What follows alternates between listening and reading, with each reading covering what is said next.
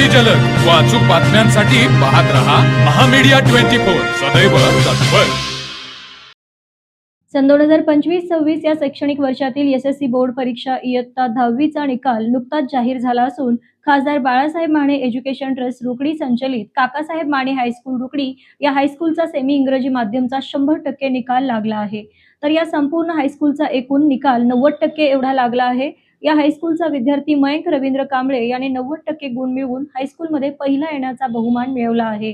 तर दुसरा क्रमांक मुल्ला हुझैफा अमानुल्ला 89% व तिसरा क्रमांक वेदांत गणेश अतिग्रे 88.20% यांनी मिळवले आहे। दरम्यान या हायस्कूलचा गुणानुक्रमे सविस्तर निकाल पुढील प्रमाणे: पहिला क्रमांक मयंक रवींद्र कांबळे 90%, दुसरा क्रमांक मुल्ला हुझैफा अमानुल्ला 89%, तिसरा क्रमांक वेदांत गणेश अतिग्रे 88.20%, चौथा क्रमांक रविराज निवास लोहार 80.80%, पाचवा क्रमांक स्मिथ संजय टकले 75.40%।